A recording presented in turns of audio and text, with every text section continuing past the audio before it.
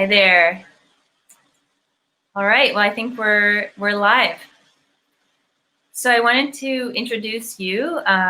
So Dr. Monnica Williams is a board-certified licensed psychologist specializing in cognitive behavioral therapies. She is an associate professor in the School of Psychology at the University of Ottawa, Canada Research Chair in Mental Health Disparities, and Director of the Laboratory for Culture and Mental Health Disparities. She is also the clinical director of the Behavioral Wellness Clinic in Tallinn, Connecticut, and she has founded clinics in Kentucky, Virginia, and Pennsylvania.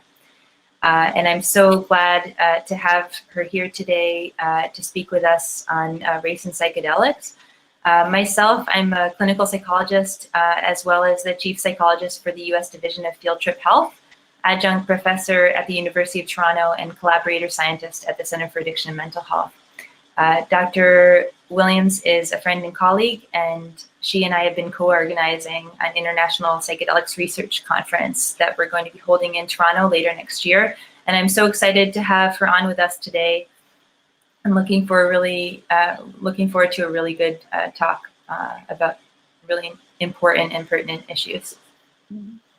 Thank you so much. What a wonderful introduction.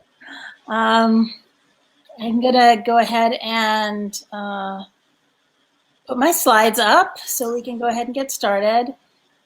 And hopefully that this will all work the way it's supposed to. Ta-da! Is that working? Can you see Perfect. it? Perfect. Yes. All right, great. So my talk today is about race and psychedelics, and I added this tagline, Black Lives Matter, because I'm also going to be talking about the experiences of Black people. I study African-American mental health. That's really my community.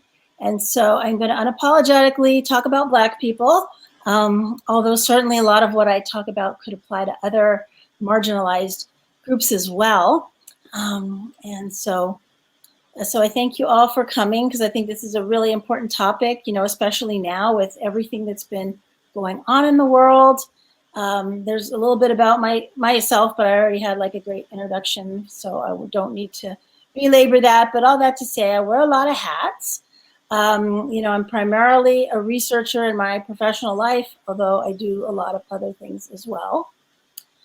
And one of the things that I'm really excited about and really interested in is psychedelic-assisted psychotherapy. And what I think is so great about this is it really is a wonderful blend of psychology and psychiatry, and these wonderful medicines, and we like to call them new medicines, but they've really been around for thousands of years, and we're kind of just in the West here sort of rediscovering and reappreciating them, although certainly many cultures have made use of them for thousands of years and still do. So so here are just a few of the different substances that have been researched as of late for some disorders, and there are many others as well. This is just a sampling of the literature. And here's some of the empirically supported treatments, therapies that have been used with these substances for these various disorders. And so all this makes this a really very interesting and exciting thing for me as a psychology researcher to be involved in, which isn't to say by any means that, that beneficial uses of psychedelics have to be within these specific boundaries. But this is just how we do it in the West and how I understand that. So that's a little bit about what we're going to talk about. Now, there are increasing and varied opportunities for people to find psychedelic healing.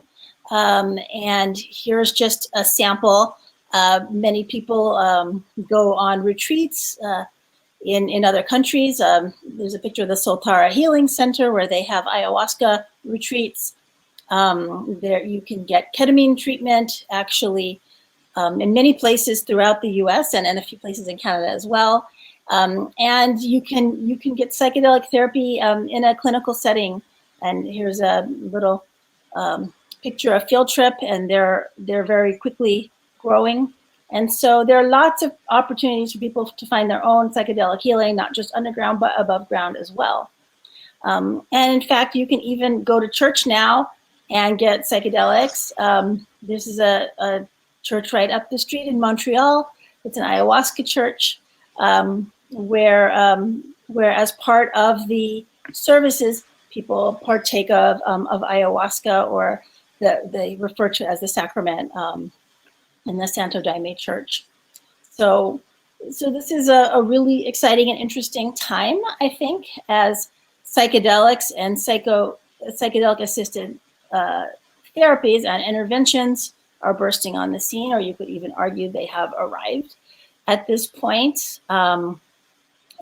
In the United States, the FDA has designated MDMA as a breakthrough therapy for PTSD, and sort of traditionally, that was a designation that if you look at the different kinds of drugs that got this breakthrough therapy designation, they were generally like all cancer drugs. So it's very cool that now psychedelics are being considered breakthrough therapies. And so, and it's just really a matter of time before these are made into legal medicines. So one important question that we have to ask ourselves is, how do we ensure that mental health professionals, clergies, guides and facilitators are equipped to do this work, and specifically equipped to do it with people of color and from different cultural groups? Right now, to work well with people of color, especially Black people in Western contexts, you have to understand a little bit about race, the construction of race, and racism. So what is racism? You probably have in your mind an idea of what racism is. Most of us think of what we call old-fashioned racism when we talk about racism, and this is just a very simple kind of, I hate you because you were born into that particular group, or you look a particular way. And very few people would endorse or embrace this kind of racism today, even though maybe inwardly they feel that. Other kinds of racism that are more prevalent are more covert or less obvious forms of racism. For example, what we might call symbolic or modern racism. This is a type of racism where people might say, well, I don't like you necessarily because you're Black, but they have all kinds of issues with the culture. Like, well, maybe your culture is deficient or defective in some way. Like Black people are too loud, or they don't work hard, or some ridiculous beliefs about the culture. And we tend to see a lot of this kind of racism, in conservative enclaves. But I'm not going to just single out conservatives, because there's lots of racism to go around, lots of racism on both sides of the aisles. Aversive racism is another type of racism. We tend to see this in a lot of groups that may consider themselves progressive and liberal on campuses. And this is a type of racism where people will very outwardly say that they're not racist or that they're anti-racist, but then they still behave in racist ways. So you actually get the same result. Not only do you get the same result, but then it's particularly confusing to people of color who are like, yeah, but you just said all these nice anti-racist things, and then you went and did something racist. So most of us would just rather deal with an old-fashioned racist, honestly, because they just make more sense. And then we have microaggressions, which are an embodiment of some of these more subtle forms of racism. And we'll talk a little more about microaggressions as we go. And then structural racism, which is all the racism that's baked into all of our structures, our policies, procedures, laws, institutions, that result in racist outcomes without any one person actually necessarily doing any racist thing. You can be minding your own business and still be participating in structural racism. And people can behave in ways that are not racist, and you can still get racist outcomes, because the racist things were sort of baked in at the beginning, and they continue to perpetuate racism. So those are the different ways that racism can manifest. And because people of color are often experiencing racism, they may think about it and experience it a little differently than white people. White people in our society tend to believe that racialized groups are doing well in life, that racism is no longer an issue and discrimination is declining, that they're not capable of racist behavior themselves, which is, again, very, sometimes a little perplexing and annoying to people of color who see white people doing racist things all the time, the very same white people who think they're not capable of racist behaviors. And so acts of racism are often overlooked by people who don't experience it, and they often don't even realize they're doing it. So we have a very different reality. And so white people tend to limit their definition of racism to blatant, intentional, overt acts. But as I explained, most racism is not blatant and overt. It's more subtle. And few people who commit racist acts will admit to intentionally wanting to harm others due to race. And so if you just focused your attention on blatant intentional acts, you would be hard pressed to find a lot of instances of racism, because nobody admits to that. And in fact, even good people do racist things. So this is the issue. Now, I have heard some people say that they feel like racism is on the decline, or it doesn't really affect people anymore. And that's just not true, actually. And as far as we can tell by every economic and educational indicator, racism is very real.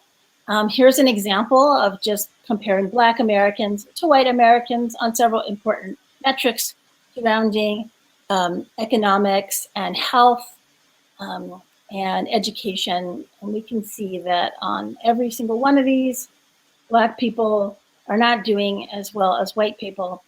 And some of the most startling ones are, for example, on accumulation of wealth. A typical Black household has accumulated less than a tenth of the wealth of a typical white one, and it's only getting worse. So a lot of us naively would like to believe that the racial gap is closing, and in a lot of areas it is not closing. For example, the racial gap in who's graduating from college has widened since 2007, with Black and Latinos slipping farther behind whites in college graduation rates. So even though maybe more people on average are graduating than in the past, you have to compare groups in order to see what the picture really is surrounding race and racism. So all that to say, there's lots and lots of racism going on. It's very real, very easy to measure. And it also impacts mental health. So victims of racially hostile environments may experience diagnosable psychiatric symptoms. We know there are profound connections between racism and mental health, even physical health too, actually. But these are just a few of the studies that have looked at different types of mental health problems and found that racism could either cause them or make them worse. And so we have pretty definitive, ironclad, solid research that's been done over the last 20 years that's linked just about every major mental illness to racism and discrimination. And all that to say, even discrimination, it doesn't even have to be about race, can contribute to these problems as well. So all discrimination is bad.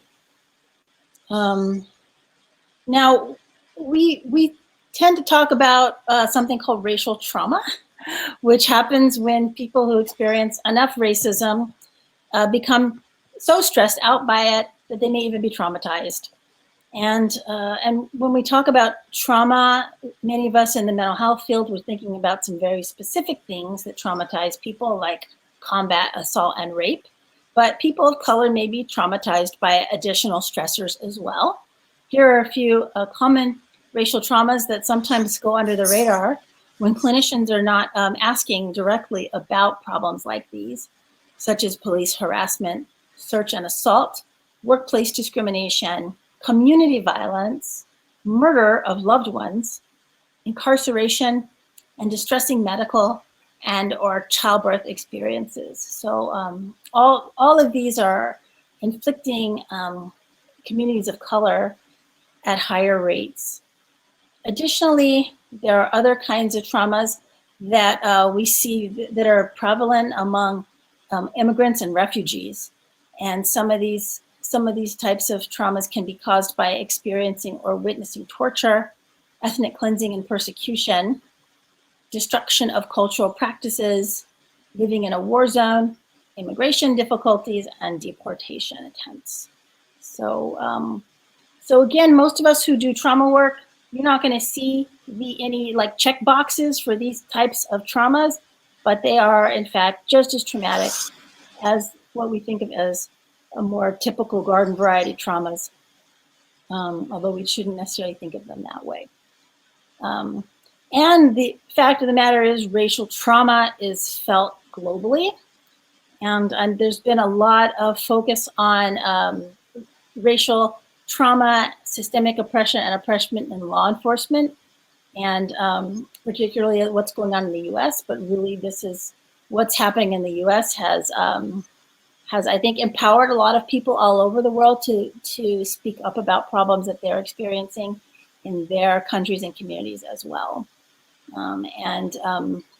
But here is a fairly recent example of something that has really sparked a lot of angst and protests across the country and the world.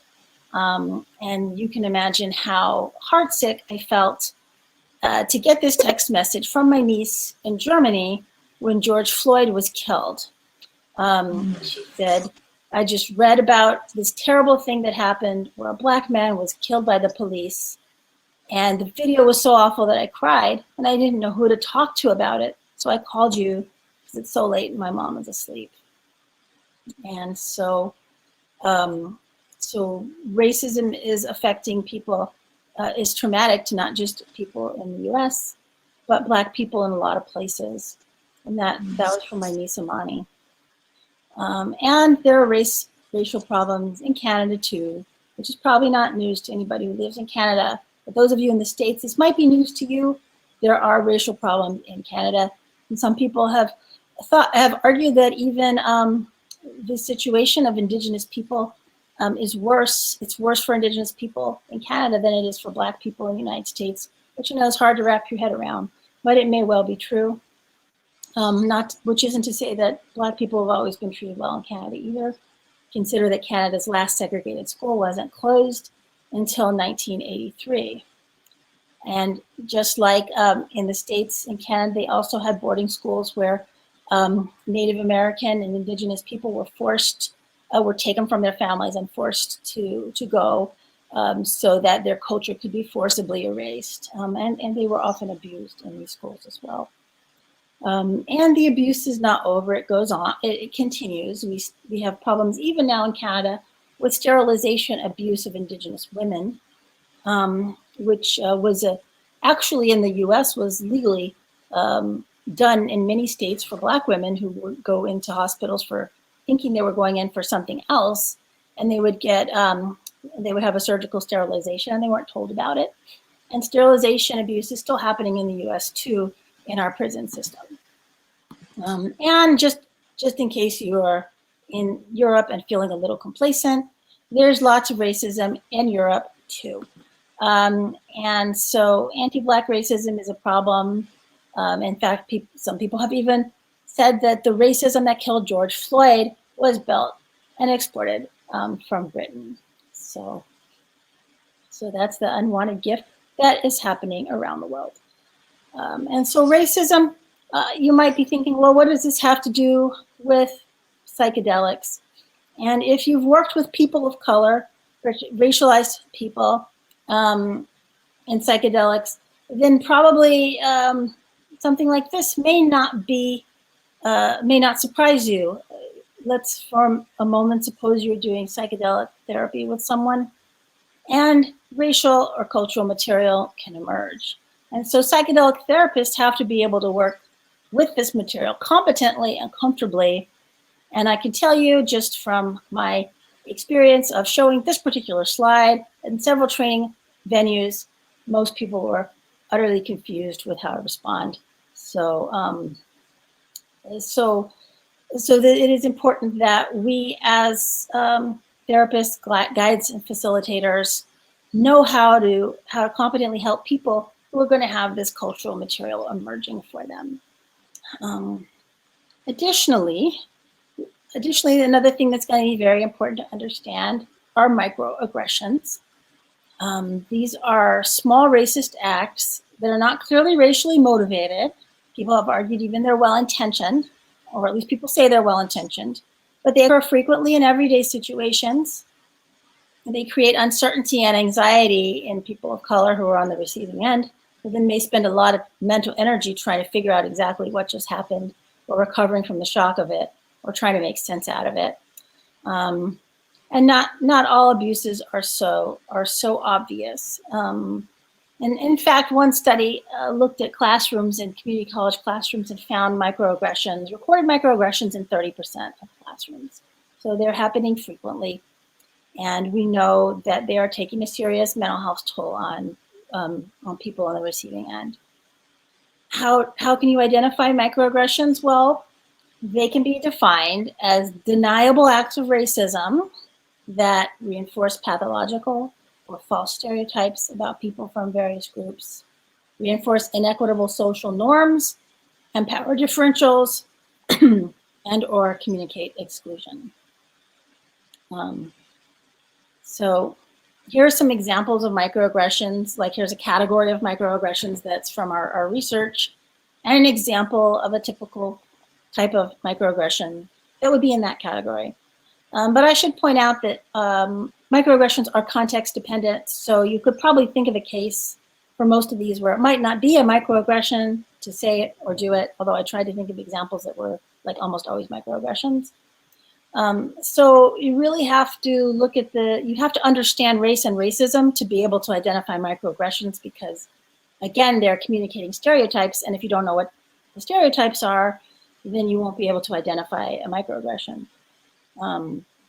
And likewise, when you're doing clinical work, you have to be able to identify microaggressions so that you can support your clients of color around their experiences of microaggressions, but also so that you don't end up committing microaggressions, right? So how terrible would it be for someone to come for help for racial trauma and then experience more of that trauma right in their session, right? So, so it's important for us to take care not to pathologize people's cultures, but to respect and honor them, because looking at everything through a very Western cultural lens is microaggression. Here are a few more examples of microaggressions and of categories of microaggressions and examples. Again, I won't read all these, but I do want to point out that not all microaggressions are actions. Some microaggressions can even be in the environment. For example, the environment can communicate exclusion. The environment can even communicate aggression against people of color. For example, having a school named after somebody who was an infamous supporter of slavery, that sends a message, right? It sends a message to the students of color who go to that school, and it also communicates a message to other people too about the priorities of that institution. So racism can cause trauma, and here's a model of how that can happen. Consider that many people of color, and even people from many different cultural groups, not even just people of color, but many people have cultural trauma already in their history, which is a layer of stress already. And then you put microaggressions and everyday racism on top of that cultural trauma, and that increases your stress. And then a person may experience a traumatic event, which pushes them over from simply being stressed to being traumatized. And given that, it's important to understand that trauma is cumulative. And so it really only takes a small thing to push someone into being traumatized if they're already pretty close to the line. Then when a person tries to get help or process what happened, and this is a natural way the mind tries to heal itself from a trauma, is through processing it by talking about it to other people. If people are not understanding, the person is invalidated, and then that creates even more trauma. And then finally, the person may encounter barriers to care, which is a form of structural racism, whereby perhaps there are no providers in their communities, or they cannot find a provider from their own ethnic group, or they cannot afford care. So, so as you can see, as a result, many people many people of color are traumatized due to racism. And there's a simplified model. And so one question that I'm interested in and that I've asked myself, especially given that there's so much trauma all over the world, is can psychedelics heal racial trauma? And one of the first ways that I studied this was I wanted to take a look at the literature and see what research had been done with psychedelics in people of color, and then perhaps did any of those people of color have racial trauma? Did they get better from their racial trauma as a result of psychedelics?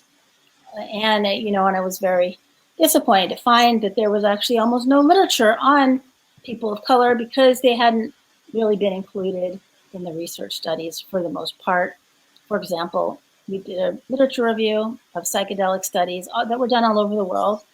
We focused on randomized controlled trials and found that like 2.5% were Black, 2% were Latino or Latina in origin, 1.8% were of Asian origin, less than 5% were of indigenous origin, and so forth. So this led one media outlet to conclude that Black Americans and others were being left out of psychedelic research. So it should be no surprise that people may be having experiences, particularly, I would say, Black women who suffer from a number of things in our culture, but I would say invisibility syndrome is a big one. You may not have heard of it. It's when people don't see you, or all they see is your race, and they don't see who you are as a person. And this person says in her experience, I feel so alone, like I'm invisible, like a ghost. I'm yelling, shaking people, and no one hears me. I float around and no one sees me. It's because I'm a Black woman. You're the therapist. What do you say to her, right? So I decided I needed to do some of my own research. It didn't seem like anyone else had done it yet. And with a colleague of mine, Alan Davis, we collected some survey data as a start, asking people about their experiences of psychedelics for racial trauma. Specifically, to qualify for this study, you had to be a person of color in the US or Canada, and you had to have used psychedelics to cope with a challenging experience of racism. And so we used Qualtrics panels to collect this data. And we also asked about past racial trauma and mental health symptoms, and included those who had said that psychedelics had helped them manage racial and ethnic discrimination. And what we found, this is a neat little analysis Dr. Davis did, a canonical correlation analysis, and I'll walk you through the main point of the findings. Is if you're kind of starting here on the left side, what we see are the greater intensity of mystical experiences and a greater intensity of insight experiences all positively correlate to the intensity of the acute psychedelic effects, which is then directly correlated to changes in mental health symptoms, the most prominent changes being reduction in racial trauma, but also we see reduction in stress, depression, and anxiety. Now also over here we have challenging experiences, which were negatively correlated to the intensity of the psychedelic effects. So, and I know certainly sometimes challenging experiences can be a good thing, but these types of challenging experiences that we assessed were not helpful for our participants of color. And this also helped us to think about what we can do when doing psychedelic therapy to maybe reduce some of these types of experiences to help facilitate a good experience. And we found that the intensity of the trauma symptoms decreased significantly after the psychedelic experience. Now, this was a naturalistic study. So the next step is going to be to do a clinical study where we can measure all of these variables before and after and give a little more certainty to the findings. But I thought this was a cool study and very promising results. which makes me feel even more confident when I say that Black people should embrace psychedelic healing. And I wrote this article for Chacruna's newsletter, well, their website, which is called Why Black People Should Embrace Psychedelic Healing, Reclaiming Our Cultural Birthright. Because Black people in our country, well, African Americans, before they were kidnapped from Africa, had very rich traditions that included psychedelics. And so I figure white people have been helped by psychedelics for a long time now, and Black people should start being helped as well. I also, as part of my work doing MDMA research, I had the opportunity to receive MDMA as in the same way that participants would in that same research study. And in fact, there were several of us in that research study who were also able to have MDMA in the same situation. And so one of the things that we noticed just talking to each other was that there were a lot of cultural things that came up for all of us in different ways. And so we wrote about our experiences, which has just been recently accepted in the Journal of Psychedelic Studies and will be out soon. And also I'm really excited because I think it's like the first published accounts in the academic literature of Black women's experiences, of the Black women's psychedelic experiences. So, so I was excited to contribute to the literature in that way. And also would say it's about time. Now, one of the big problems is that as psychedelics go mainstream, are there enough therapists of color to work with all people in communities of color who may want therapists from their own communities? And so one of the things that that I was able to do with some help from the Open Society Foundation and MAPS was to organize a training for psychedelic therapists of color who wanted to learn how to use MDMA to treat PTSD.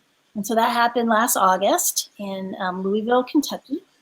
Was organized by MAPS, and we had 50 therapists participate, which is probably like the largest cohort ever to do this training.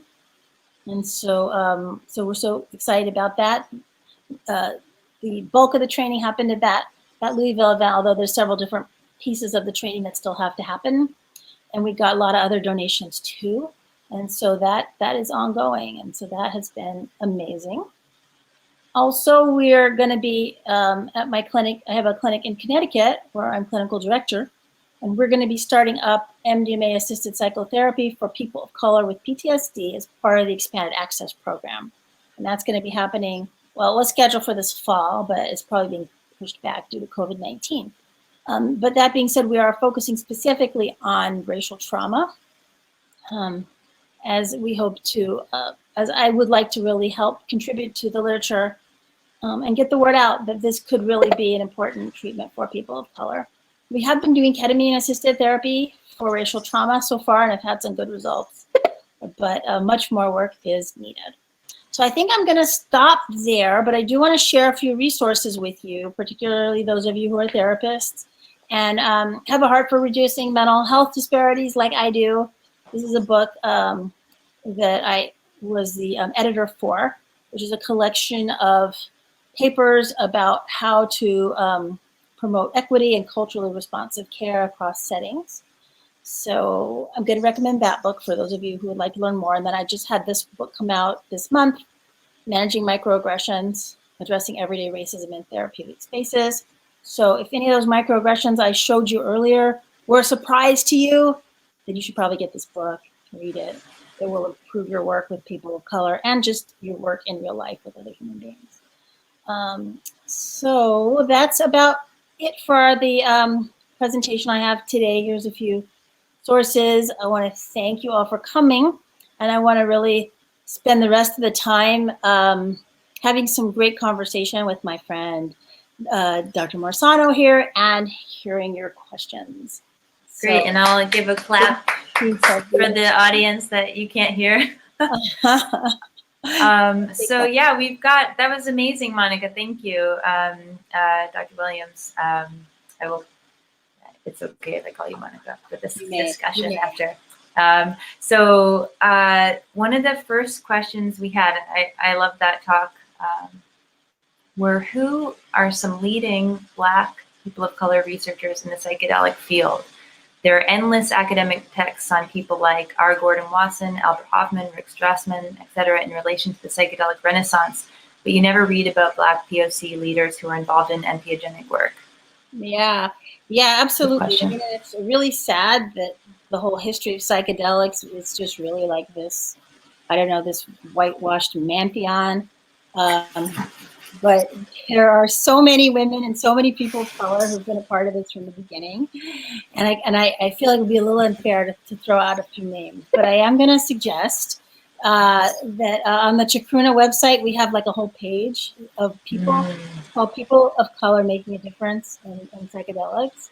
I encourage you to like go there and take a look, because we've got a bunch of like really like top-notch people in research, in public policy, in community and advocacy. And we keep adding more and more people, and I'm like so proud of everybody on that page. So check it out. That's amazing. Such a good resurce. Yeah. Well, we originally started it because, like, at conferences, I don't know if you've noticed, some conferences, just have like the same 6 white dudes, and it was like, oh, we can't find any people of color, and so now all I got to do is send them a link. Like, here you go. Oh, that's pretty good. So yeah.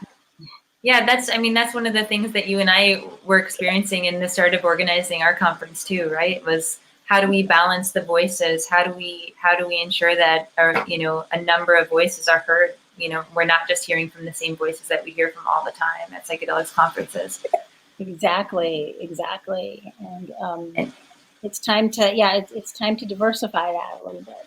Yeah, and you've introduced me to a number of different researchers who it's been amazing to connect with, and I think hopefully more and more people will be able to kind of make the rounds and be included in this discourse. Another question that we had was, this is interesting. What psychedelic in particular do you think would be the most effective in healing racial trauma?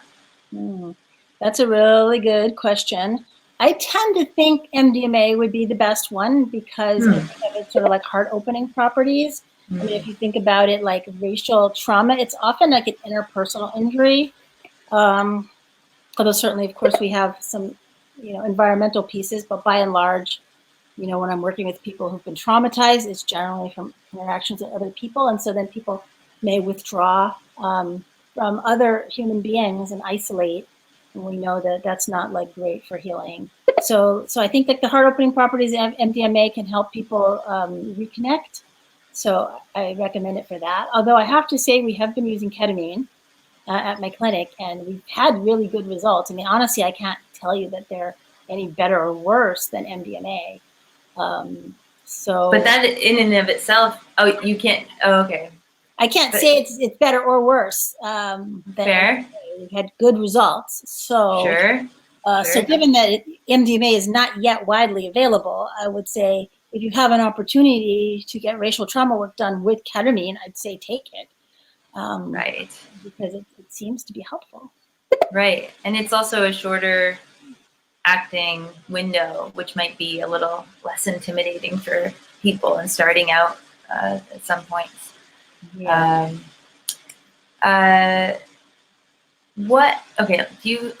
This is a good one. Do you think white therapists with racially focused training could effectively treat BIPOC patients?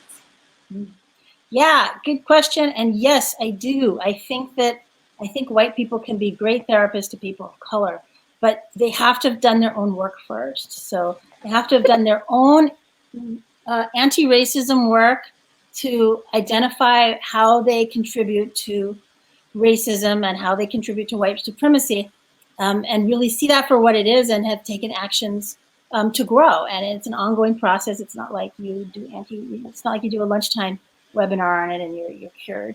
It's ongoing hard work. You're cured. Yeah.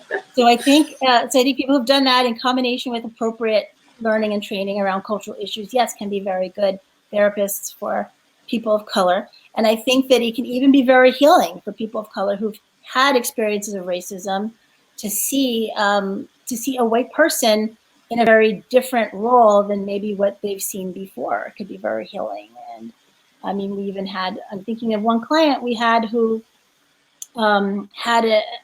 as part of her therapy, we brought a white person in to have a conversation with her about racism.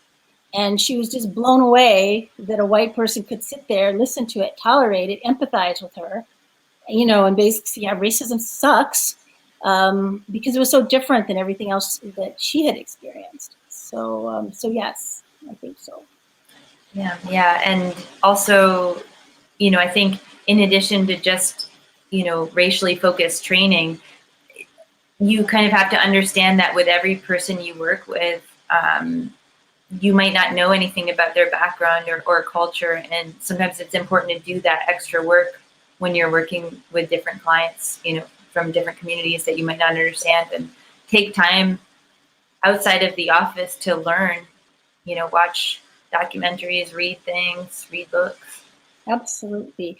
I mean, I remember one time I had a client who was Amish, and she came to sessions with her sister. They had to come a long way. They had to get a driver to drive them because they couldn't drive. And they came with their little Amish hats and their prairie dresses. And they pretty much knew that I didn't know anything about Amish culture. So they brought a little book about Amish culture and gave it to me and said, oh, please read this to know more about us. And I was so grateful. And at the same time, don't count on your clients to bring you a little book about their culture. Totally. Totally. You got to do the work. Right. So, of course, we want to learn from them about their culture, but also it's a shared job. We also have to do the work to learn about their culture, too. Yeah, we can't rely on other people to teach us. We have to go seek the knowledge. Although it is good to, if you see trainings related to this, it's good to go and get them.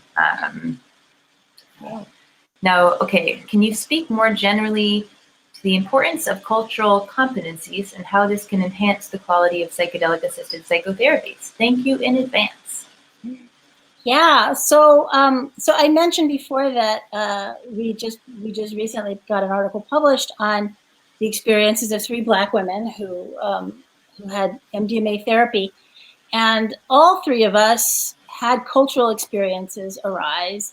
And 2 of us had experiences, specifically around racism. Two of the therapists had like stuff that was like way back, like to Africa kinds of cultural stuff coming up. And 2 of the 3 people experienced microaggressions from their therapists during their treatment. So all that to say, oh no. Yeah, and and even though this rich cultural material came up, the therapist didn't really make use of it, which is unfortunate because oftentimes there's some very rich stuff in there, and you have to have an appreciation and understanding of a person's culture to make the most of that. And you don't have to have like a super deep understanding, but you at least have to recognize its cultural material, and then be able to ask the person to share more about it. Because if you don't see it, then that's a missed opportunity to do some really good work. And then even worse, if you haven't done your own work, a lot of times people may feel threatened and defensive when material about racism comes up, and then people just tend to sort of act out of their training, their programming, rather than engaging their frontal lobe. And then they tend to act out in racist ways. And so we definitely never, ever want to do this during, especially when somebody is on a journey and they're very vulnerable and open like that, because you can end up doing a lot of harm. So yeah, absolutely. Absolutely. That's interesting. It's like in the discomfort, there's a reaction that comes out that's aggressive. That's okay, well, that's a good answer. And I think, let's see, the next question is racial trauma healed on a personal level? Is racial trauma healed on a personal level when there is still oppression in existence on a national societal level? like always a work in progress. How do patients continue to manage their mental health after these psychedelic treatments? That is a really good question. Yeah, that's a good question. And I mean, it's one question that's come up a number of times, particularly with the PTSD research we do, because, you know, the thought is that, well, we want to get people out of their trauma, out of their traumatic situation before we treat them. But if you're living in a racist society, you're not ever going to leave that situation. And so, you know, but of course, I would say we still have to treat people, because then what do you do? Just say, sorry, your life sucks, we can't help you because racism is everywhere. No, that's not humane or ethical either. We have to do the best we can. And what I've seen happen is that people can become more resilient. People can better understand what's happening to them rather than internalizing it. And then people can make different choices to maybe minimize the racism they're exposed to. So one thing I see a lot of people traumatized from on the job racism, and they don't want to leave their job because they don't want to feel like the haters won. But sometimes the healthy thing is to leave your job. And I've seen people have that insight as a result of psychedelic treatment. When everybody in their life said, leave that job, they're like, no, I'm not leaving this job. And then they have the medicine like, I need to leave. And they're like, why didn't I do this sooner? I got a better job, you know? So there's a lot of different ways people can grow in terms of how they manage racism. And I think that, you know, the healing process is part of that. And then also we've had people who got treated, were doing great, recovered from their racial trauma. 6 months later, they were traumatized again from something else. And then they had to come back for treatment. But you know what? They had a great 6 months in between. So I wouldn't throw that away. And then also, how many sessions would have that been in the first round? That would have been 3 or 4 sessions of ketamine for that person. And with ketamine? With ketamine. They came back, okay, and improved quite a lot. So, and I think it built on the work that they had done before, so they didn't have to start all over. Oh, that's amazing. Yeah.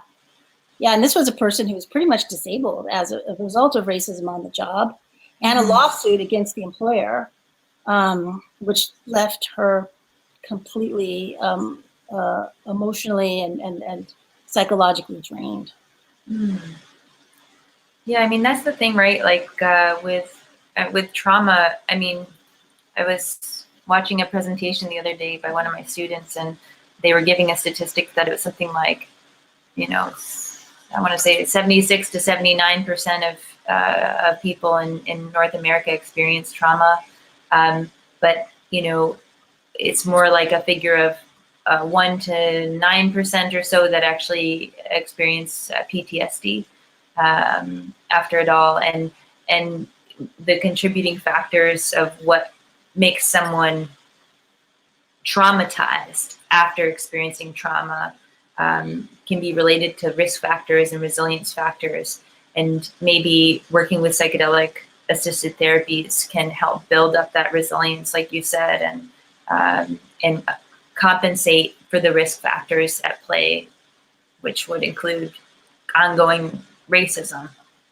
Right, exactly. I mean, most people who get traumatized, who experience a trauma, don't get PTSD. It's the person who's experienced multiple traumas that gets PTSD, and which I think speaks to what I said before about how trauma is cumulative, and then the more traumas you have, the less resources you have to cope. And so, if you don't get some kind of help or intervention, you know, you just get worse. And so I think there's an important place for resiliency, and at the same time, this is not the answer. Everybody asks me like, oh, what can we do to help people who are coping with racial trauma? And honestly, I get tired of doing that talk, because really the problem is the racism. And it's like, if we could stop the racism, then we don't have to keep patching up people who are traumatized. So right. I would like to see equal or more effort put into reducing racism, helping people become more aware and less racist, and changing our structures and systems so that people don't have to, like, you know, swim around in shark infested waters their whole lives. Yeah, that talk I was watching yesterday on the psychedelic seminars on it was like related to racism, and all of the talks around defunding the police and things like that. They were talking about how all of these movements are connected, you know, the war on drugs movement, the psychedelics movement, the, you know, all of these aspects of structural racism, and how we can't just address one. They kind of have to all be happening in conjunction. Yeah, exactly. I mean, people are oppressed. I mean, you know, when you're in a prison, there are many bars. You can't just take one bar and then not be in prison anymore. Right? Yeah, absolutely. I have it seems like there's a lot of questions popping up here. Okay, one here. Do psychedelic treatments lead to sustained wellness, and do the positive results last? Can psychedelics be used to treat addiction? Yeah, I mean, I think they can last. They don't last for everyone. We don't have a perfect recipe yet to know exactly how we can. It's not. I mean, it's not like a silver bullet. Like you get to psychedelic and then you're like better forever. I mean, the examples that I've given, I've seen people who've improved and had lasting improvement from psychedelics have also done a lot of work as well. You know, through the process of like understanding, you know, their psychedelic experience, learning from it, growing from it, you know, having integration and therapy and so forth. I mean, and certainly there are people who have a psychedelic and it just like changes everything for them. Mm-hmm. But most people, it's hard work. So, so I think they're super helpful. I think they're a tool, but I think for most people, they're not like a magic bullet. So I think psychedelics can be helpful for most people, and some more than others for reasons that we're still learning. I don't know. You might want to add to that. Yeah, I mean, I think what we're seeing in the research is that the therapy and the integration afterward and the preparation ahead of time is really key in terms of those results lasting over time, especially with, you know, ketamine, because ketamine itself like will have an impact on mental well-being for a period of time, but it is the preparation and integration and the, you know, follow-up that kind of push it over the edge of becoming a more long-lasting treatment. Yeah, I think that's what they've been finding with some of the studies that they've been doing with psilocybin as well, and MDMA. I mean, these are being accompanied by intensive therapy, right, throughout the experience and then after. Yeah, exactly. I mean, and we know that people are getting, I mean, you know, people are getting ketamine and just going and getting an infusion every week or couple of weeks, and they go back and they just keep doing this over and over again. Yeah. You know, and what I, you know, and my clinic, we don't do that. We don't do the assembly line ketamine. We want people to come in, get the psychedelic and the therapy so that they have long lasting benefits, which may or may not mean that they need to ever do the, you know, have the psychedelic again, but we do expect to see lasting growth and ongoing growth and change. So yeah, so it's like a catalyst. Yes, yeah, exactly. Yeah. I had a question myself, and I'm gonna, but there are more questions on the feed that I would love to ask as well. I wanted to know, what do you think psychedelic assisted therapy clinics like Field Trip Health can do to ensure that people who are experiencing racial trauma feel safe through the therapeutic process? Yeah. Good question. And I think that this is so important as psychedelics go more mainstream. I think it's going to be really important to have a diverse staff so that people can pick somebody from their ethnic group if they want to. Mm-hmm. So, I mean, that contributes a lot to feelings of safety. And also, when people are looking for a place and they want to feel safe, they want to see people in leadership that are diverse. So, you know, and I know this is true for me too. Like, I'm going to look around and see, well, who's running this place and who's in charge.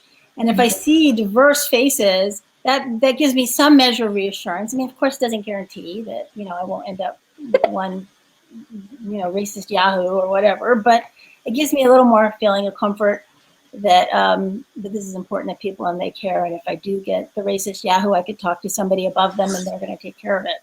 So that's one thing. And then I'm also looking to see that they've got, like I'm looking at their website, I'm looking to see, is there anything there that speaks to me as a person from my group?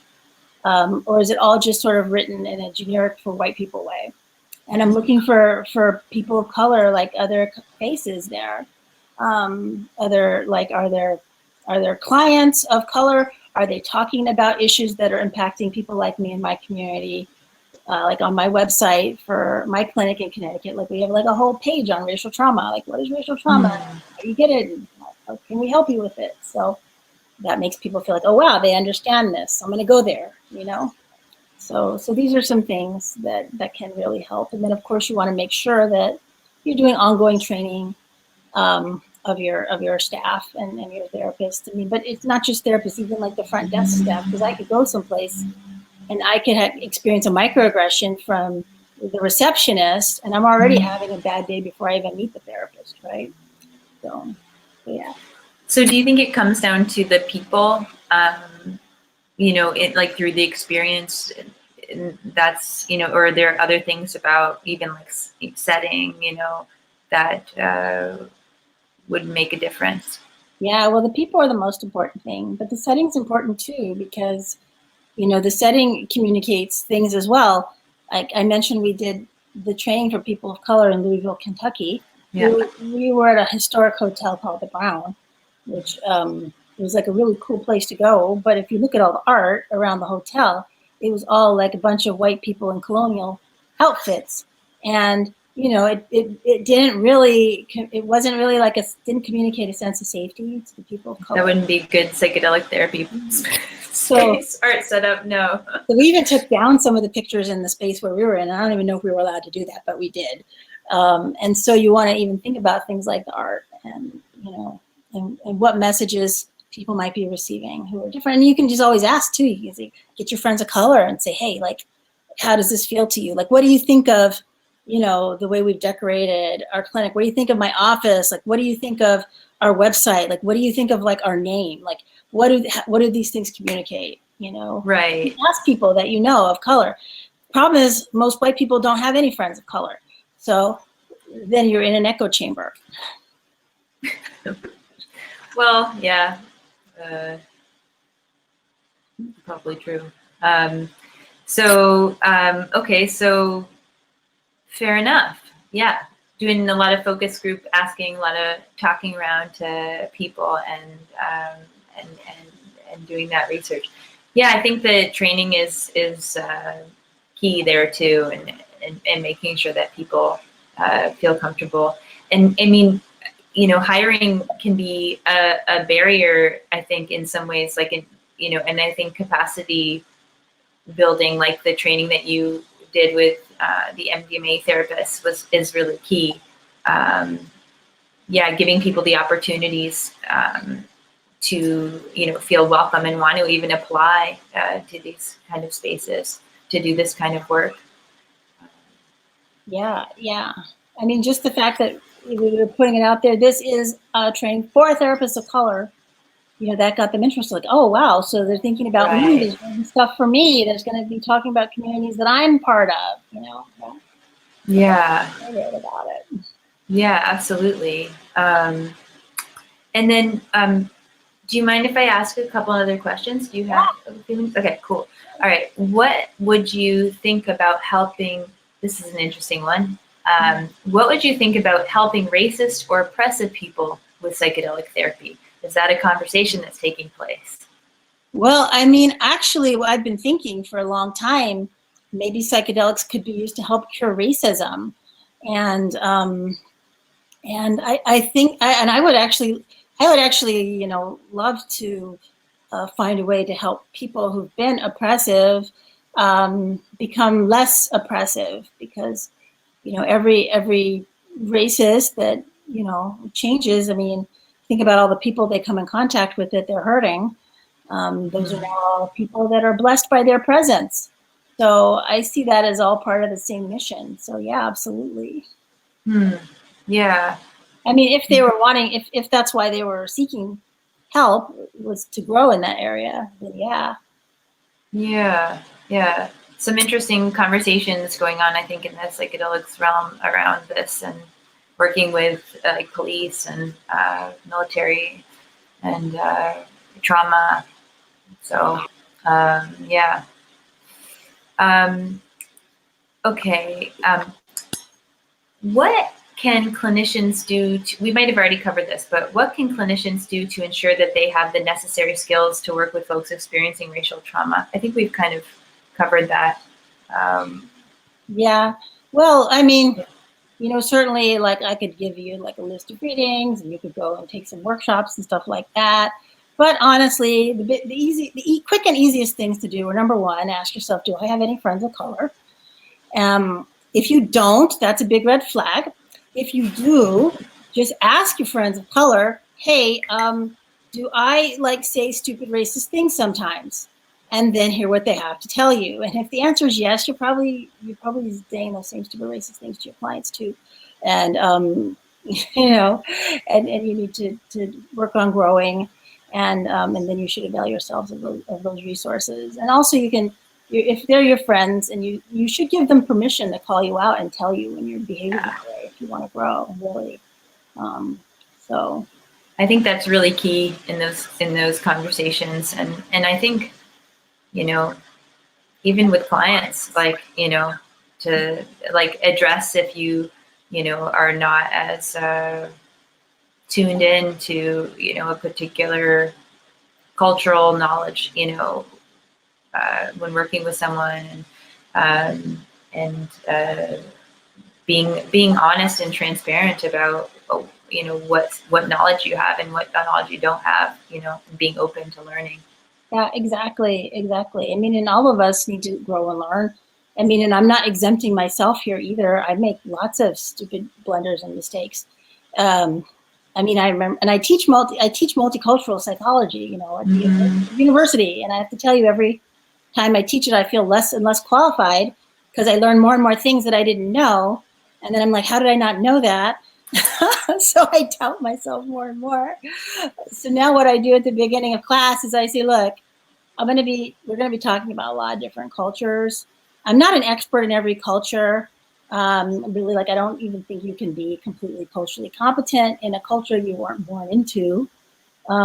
So if I say something that's wrong, like if I say something about a culture and that's your culture and you know that that's not true, I want you to tell me, because number one, I don't want you sitting there feeling horrible because I'm saying crazy stuff about your culture that maybe I just read in this textbook that isn't right, and this is happening.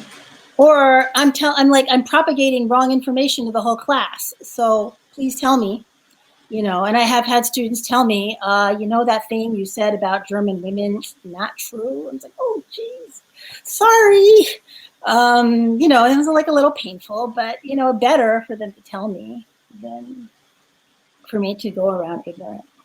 Yeah, absolutely. And I think, yeah, I was telling you yesterday how in grad school, one of my teachers made us, you know, take a community that we were going to be potentially working with therapeutically from, you know, Montreal, where I did my training, and to kind of spend a whole 4 months really delving into, you know, the different aspects of that community, interviewing people from the community about the culture, kind of attending local events, you know, reading, studying, and thinking about how our backgrounds and our skill development might impact in a negative or positive way on work with those clients. Yeah.